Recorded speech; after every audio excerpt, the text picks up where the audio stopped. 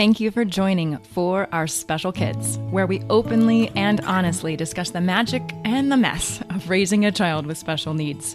We are thrilled to have you here and hope this time provides you with some wonder and wisdom. I'm your host, Jennifer Lansing. Let's get started.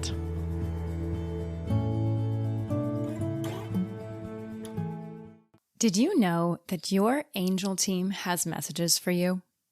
Did you know that your angels are with you every moment to support you on this journey of parenting? Kristin is here to speak with us about her journey to receiving these messages, how her angels speak with her now, and how she connects with your angel team to provide you with the message you most need to hear in her angel poem readings. This episode is full of laughter, but there are also some pretty profound moments. I read some of Teal's poem from her angels. I share some of my own writing with you, and I also read some of my angel poem. I hope you reach out to Kristin to get your own poem. It's pretty magical. Her contact information is at the end and in the show notes. I really hope you enjoyed this episode, and as always, let me know what you think. Kristin Kozlowski is a massage therapist, Reiki practitioner, psychic, medium, and writer. She owns a metaphysical spa called Healer's Stone, which is located in the Chicago suburbs. Using her intuitive abilities, Kristin helps clients heal their body, mind, and spirit through massage therapy, Reiki, intuitive healing, angel poem readings, and workshops. She has spent the last 30 years developing her relationship with her angelic team, and today she helps others connect with their angelic team through angel healing workshops, intuitive healing sessions, and angel poem readings. Kristin, welcome to the show. Thank you for having me. The purpose of today is to really talk about the angel poems and what those really are, etc. Let's start with how you got there.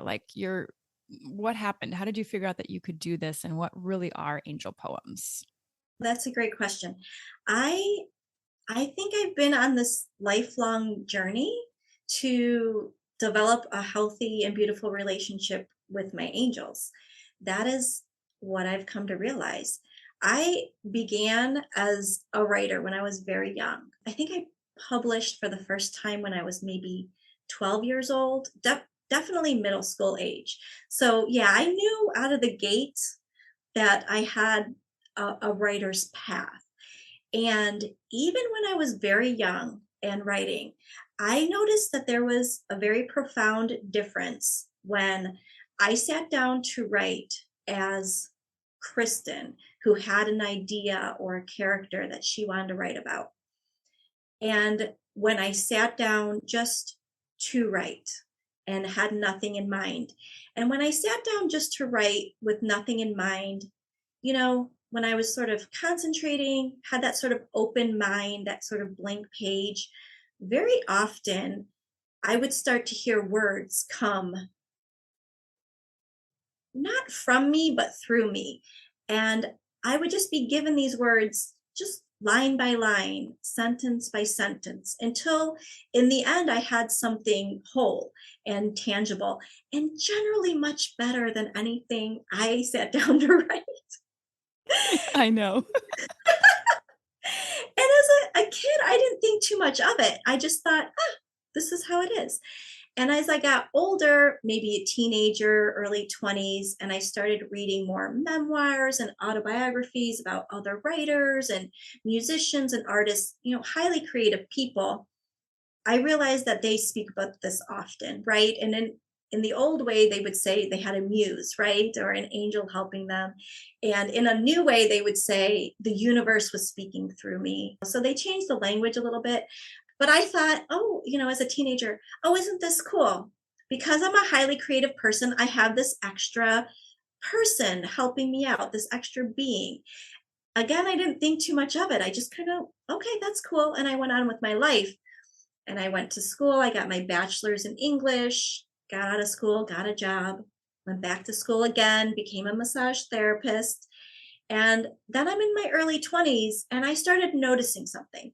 When I was in a room working on a client and I was quiet and I was concentrating on helping them with something that they were looking to have help with, the same sort of thing started happening. A being would start speaking to me, right? They might say, their pain's in their knee, but it's coming from their hip. Move higher, right? Or I'd be really thinking through something anatomically, with kinesiology experience. I might be moving something that I know needs to move laterally, but all of a sudden I'd hear a voice, move it medially. And that's how you'd get help. And I started listening to this more and more. My clients started getting better and better results and started noticing that pain that they'd been searching for help with for a long time was easing. And that's when it sort of seems so silly looking back, but that's when it sort of opened me up that, wait a minute, I wasn't just getting help as a creative person. There are people here, there are beings here with me all the time looking to help me with whatever it is I'm trying to do with my life, right? And for me, that was like, I hadn't realized that up until that time. Right. That was sort of the beginning of the end to me, because that's when I really started researching angels. That's when I started really speaking to them and asking them for more help more often. I started thanking them every night when I went to bed, whether something had happened or not. It could have just been thank you for today. I hooked up with a woman I worked with who taught me Reiki. And as I cleared my energy system, that got more and more pronounced. Everything became clearer, and I started getting more messages in more ways. And I just kind of went on with that for a long time. Got married, had kids. That was just kind of my jam for a long time. And then years later, I was paddleboarding. And I think you know this story, Jen, but I was paddleboarding and I'm in the middle of this lake that I go to very often. And I'm chatting with my angels, as one does. And and they say to me in the middle of the lake, they say to me, you should tap into people's energy system and write the poem that they need to hear the most. I remember kind of stopping because this was the first time that I remember that my angels were asking something of me. It wasn't me asking them. They were coming to me and saying, hey, Kristin, can you do this thing for me? I just got shivers. Did you? I just got shivers for you. Whoa. Okay, continue. I will tell you something super embarrassing. I told them I had to think about it. You're like, hold on. I don't know if I've got time for that. I don't know if I can do it. I'll get back to you. I did. I know that's so, what a human thing to be like, oh, I don't know. Let me think about it. The first time you ask something of me, let me think of this. But I kind of, at first I said, I'm not sure I know how to do that. Now, looking back, that was silly. Of course, I knew how to do that. Of course, everything had led up to this point, but I didn't think of that in the middle of a lake. I was just thinking, I don't know how to do that. And I said, I think I would need somebody to practice on. And they immediately gave me 2 names. Yeah, they did. And they were not people that I would have chosen Yeah. to practice something like this on. They were people I knew, that I loved, that I knew for a long time. People very important to me, but not necessarily somebody that if I was going to practice this on, I would have reached out to. Like, Which is hey, can I connect to your energy and read the poem for you? Like, hey, woo oh, woo. Oh yeah, they're probably like their brain. I know it was. I know. I thought, how am I going to do this? I thought about it for an entire weekend. I thought, am I going to do this? Am I going to reach out to these people and do this? I don't know that I can. I chickened out for the whole weekend. And come Monday, I was like, Kristin, come on. What are you thinking?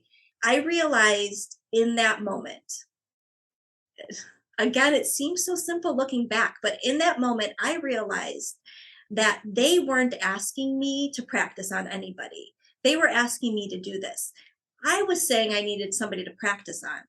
So if they gave me 2 names, 2 people that I know in my life, perhaps it was not so much about me practicing as it was about those 2 people really needed to hear something that they were trying to tell them.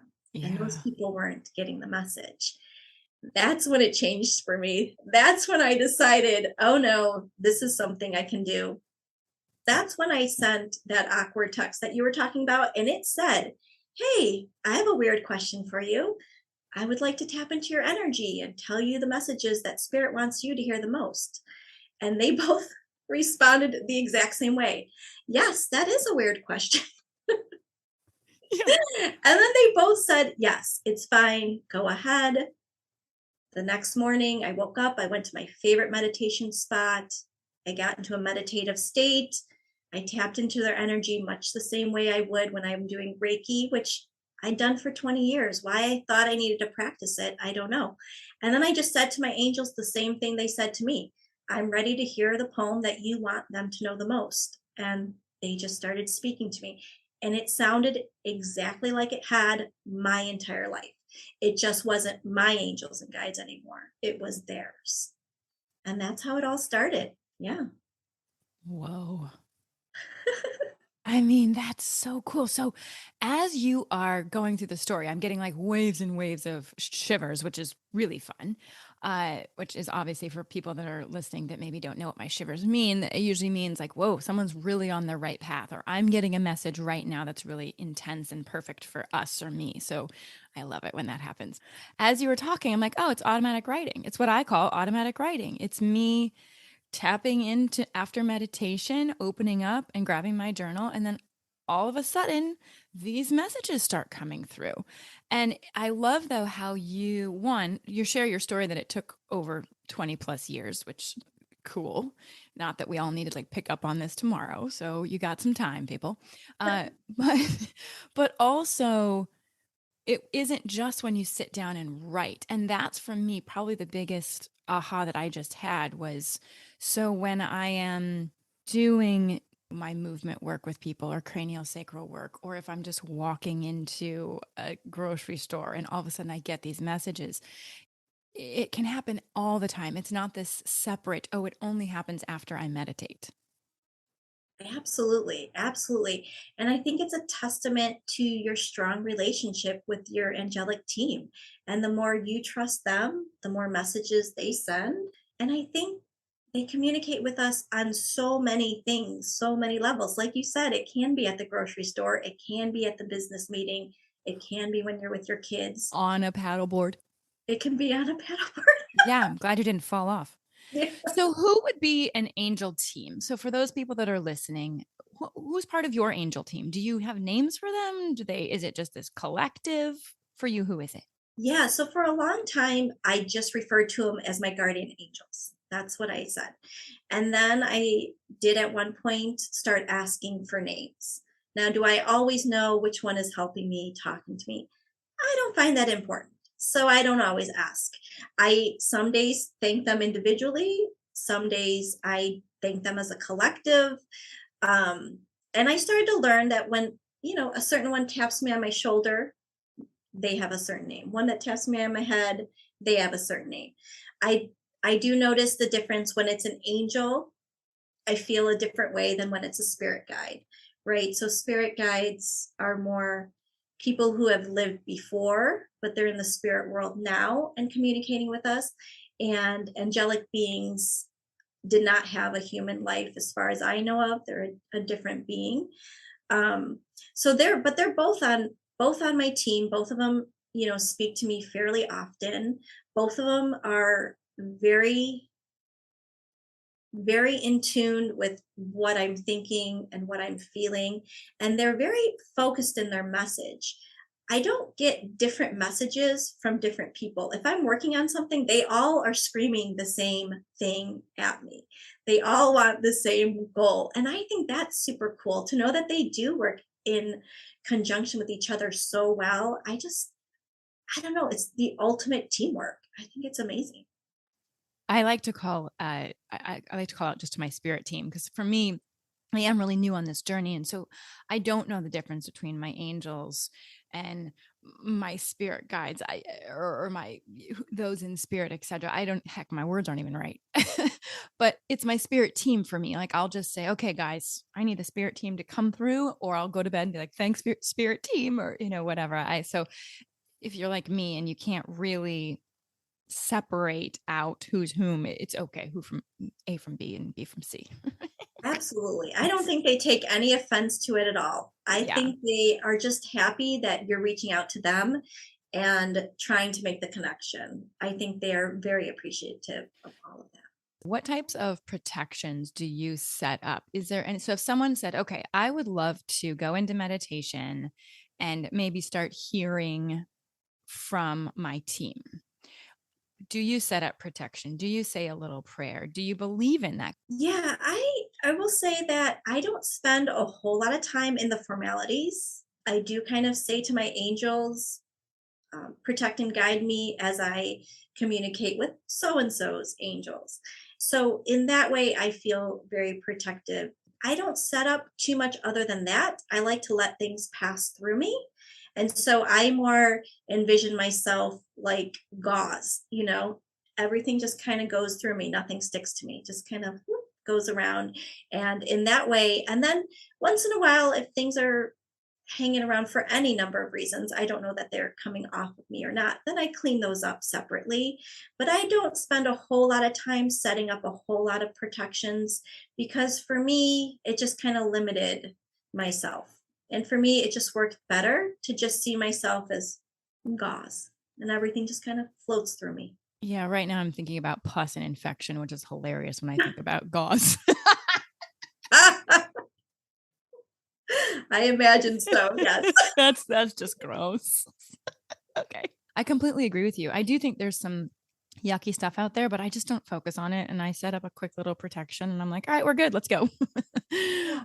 I But that's think also trust is my, the most important part of that. And if you trust, that's helpful. and trusting yourself. So trusting what's out there, but then also trusting, like, as you are that gauze or that filtration system to be like, that one doesn't feel right. Off to the left. That one, off to the right. Yeah. Cool. Okay. So you did an angel poem for me and for Teal. They are so profound. It, I, I can, I mean, I want to read some of it because if you're okay with that. So basically, you asked for permission from me to tap into Teal. And I do think that's important. You can't just go and tap into anybody without their permission. So you asked, well, ethically, you can't. People do it, but ethically, you can't. Or I don't recommend it. I don't think Kristin recommends it. No. So I gave you permission to go ahead and do this. And so maybe before I read things, will you kind of set the stage for how these messages are laid out? In other words, you do use the word Lord or God. And for me, I'm not an incredibly religious person, but those words don't bother me anymore. But some people do get really bothered by those words. Will you talk about that just a little bit? Sure.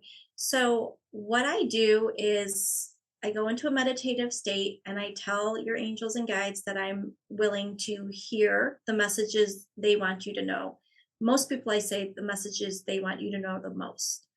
And when they start speaking to me, I really just transcribe exactly what they say. So, I actually use a voice app and I speak the words as they speak them and I transcribe them later. And what I notice is that angels are very liberal with using the word Lord, God, He with a capital H. Spirit guides tend to not be. And they also speak in words that vary in accessibility to 2022. I transcribe it exactly as they say. There was a time early on where I wasn't sure people would be comfortable with using the word God, that sort of thing. And so I thought maybe I should switch it to spirit. And the message stopped exactly where it was. It wasn't until I agreed that no, I would say it exactly how you're saying it as well as I can. If you're using God, I will use God. And it does help me kind of categorize who's speaking to me when and what I'm dealing with and what's going on in the situation. So if they use God, if they use Lord, I use it. I hope nobody gets offended by the fact that their angel is an angel. What am I going to do? And it actually really shows that you're not editing. it's just coming out, and whatever's coming out is what's flowing through you and what we hear. So I'm going to go ahead and just read, golly, just a little bit of this. Teal's message was really clear and quite repetitive. It starts with, look not to the future, for today is what you have, Teal. Grow stronger in the presence of the Lord every day and shine brightly into the future, as we know God has plans for you. Please don't hesitate to shine your light as bright as you can and let it absorb others into your heart space. Please nurture those around you who are learning to be guided by you in your presence. Teal, turn your face towards the sun and watch the glowing ember absorb the natural world around you. Please don't hesitate to call upon us when times look bleak, for we are here for you now and always. Shine brightly, for those that have come before you and those that come after you are looking towards you for guidance and acceptance and love and willingness to share their own light. Whoa.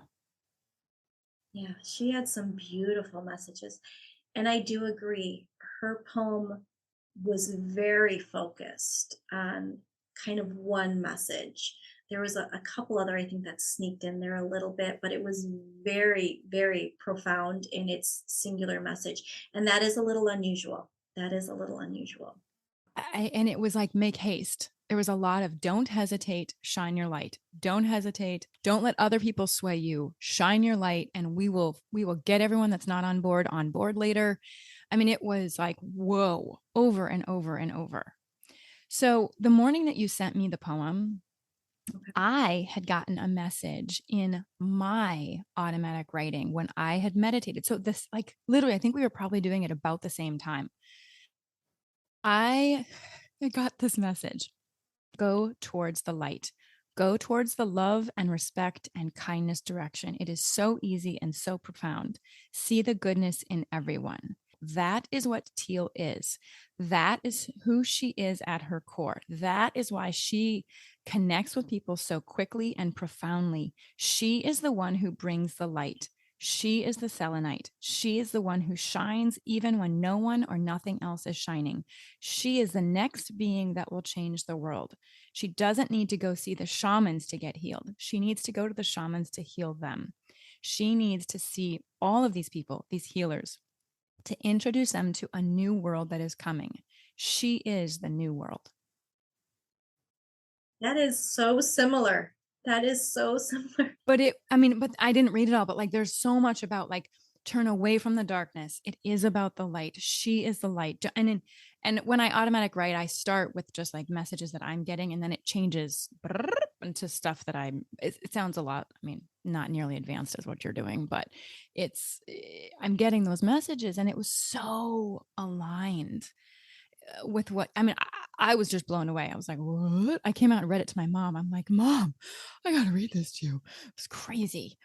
Okay, so then you did my poem.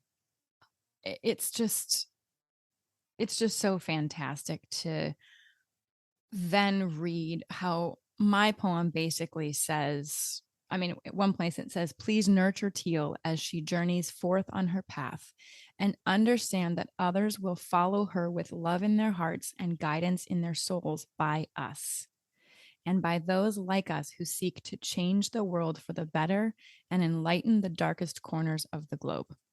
What?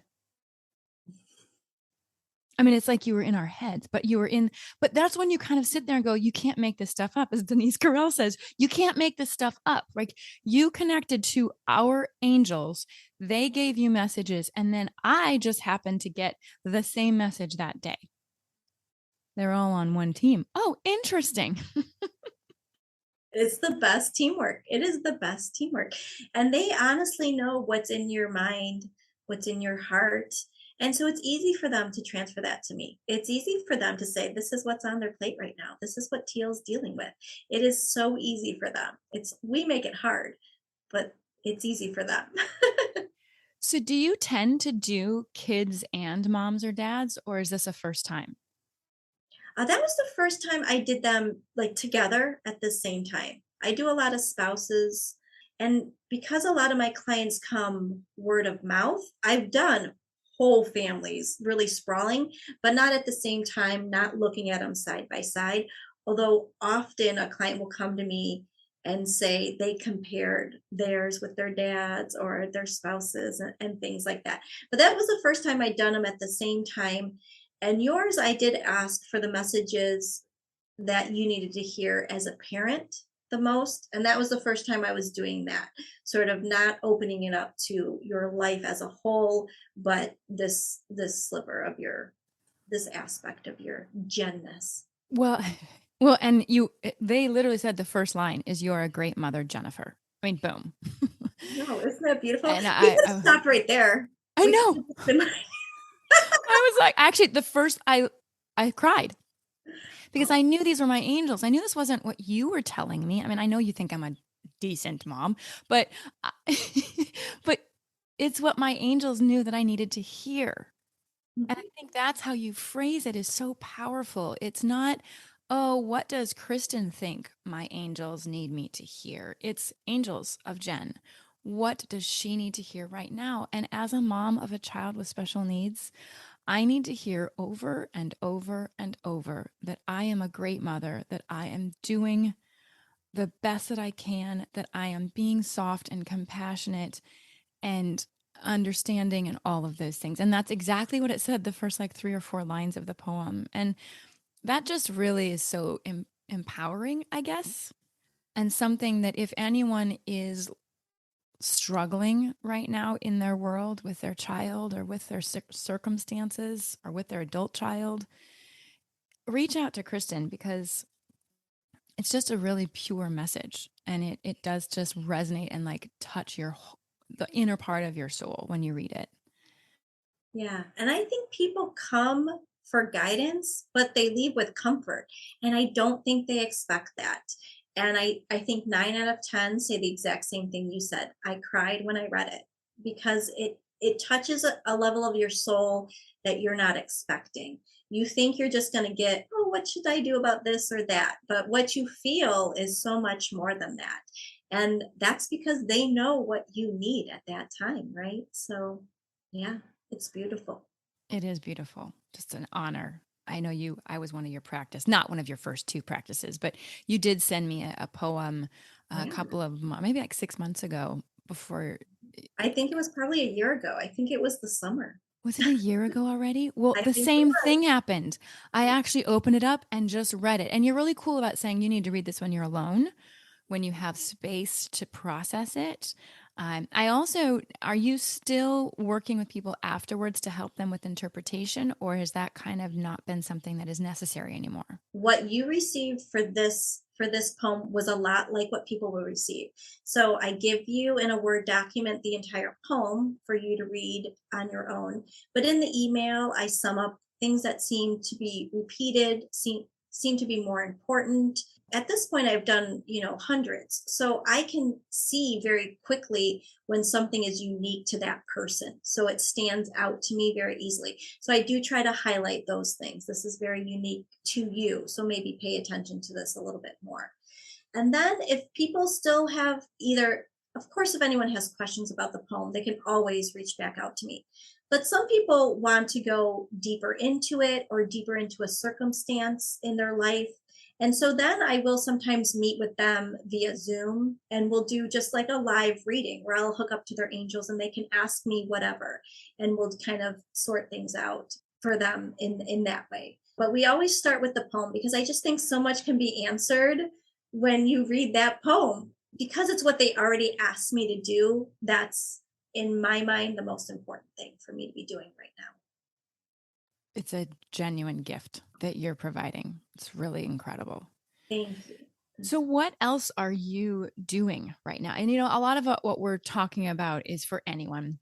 This isn't just for a parent with or a caregiver with a child with special needs. This is what your offering is for anyone. However, I do really think it's empowering to realize one, these messages can come through anyone, right? You don't have to be Kristin.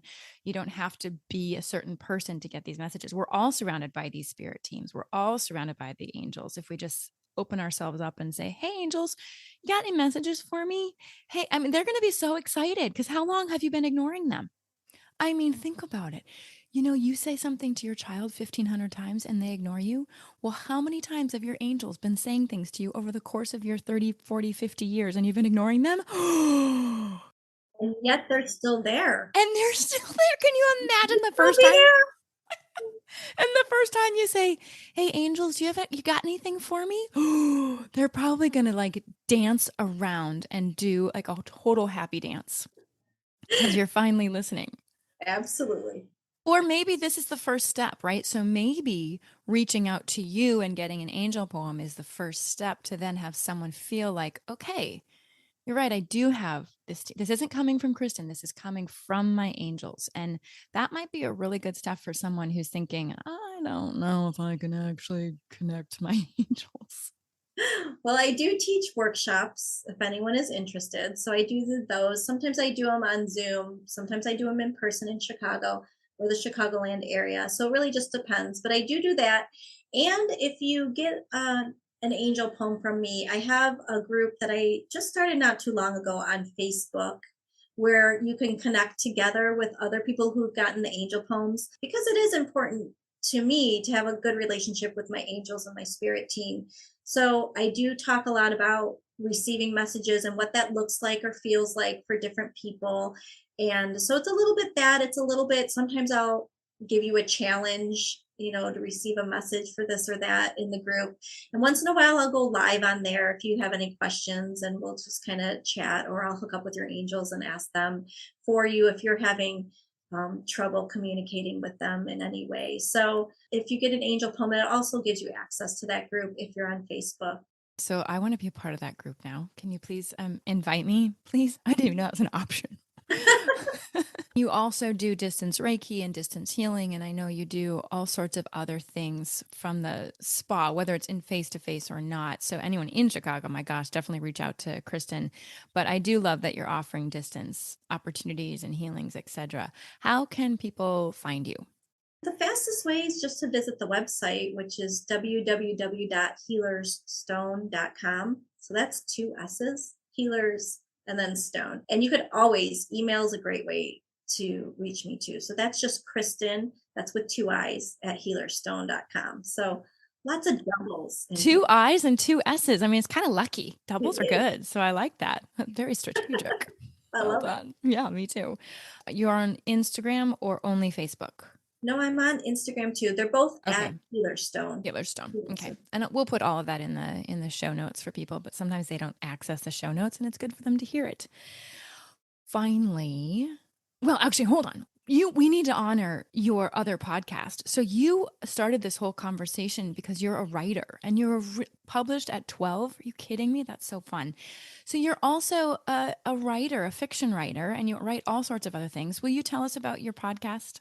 Sure. I just launched the podcast and it's called Hometown Paranormal, where everything is fake and nothing is real, but every hometown gets its own paranormal story. I am asking for people to write in with a hometown that they would like to have a story, and then I'm writing a fictional paranormal story specific for that town. And then I read it on my podcast, which is twice a month I do it. You could search it anywhere where you get your podcasts. It's just Hometown Paranormal. I'd be happy for anyone to listen and get some spooky stories. Just a little bit of a heads up. I haven't let Teal listen to it with me. So it's something that you might want to be a little aware of. They're not creepy, scary stories, but they have paranormal. I mean, it's a little freaky. Yeah, it's definitely not horror or anything like that, but yeah, some of them could be a little creepy, a little unnerving, a Yeah, little chill up your spine a little bit. that's the talent of fictional writing. And maybe it's a little real too. Ooh, no, okay. All right. Our closing question, Kristin, thank you so much for spending time with us. But our closing question is, what's one word that you would use to describe a child with special needs? I think if I had to pick just one, I would choose present because I really feel like children with special needs do a very good job of staying in the present moment. And Not that there's anything wrong with planning for the future or healing from the past, but I think we could all learn from them in that respect, to just be in the present moment. They do that so well. It is so natural for them. They are always in the present moment. And so I would use present. Yeah, Yeah. absolutely. When I hear Teal's giggle about something that is just not really that funny, you just know that she is absorbing everything within that moment. That's such a good word. She is so present. Mm, I love that. Yeah. thank you. I do You too. just admire that about her. That is lovely. She is pretty lovely. But She all is. these kids are. Every single mom that I talk with, or parent or caregiver, every single one of them will tell me, yeah, there's magic in my child. Absolutely. It's just, yeah, and one of their magic tricks is that they truly stay right here right now. Thank you. You are welcome. Thank you for having me. This was such an honor and a pleasure. I love your podcast. And so thank you Mm, so much for welcoming me on thank you for being here. I hope we can come back and talk about some other things too. it. Absolutely. Okay, cool. Thank you so much. Have a really good day. All right. You too. Thank you so much for joining us today. I hope you found one or two meaningful nuggets of information to make your day better. If you think there's value in what we do, please take a moment to tell another friend, family member, or a caregiver. We'd love to hear from you at forourspecialkids@gmail.com. You can send in a question, a comment, a topic that you'd like to learn more about, or if you'd like us to highlight a certain person, please send that information to us. It makes our show so much better and so much more valuable for you. Our Facebook and Instagram handle is For Our Special Kids. And finally, remember to witness the wonder and the wisdom within yourself and others. Until next time.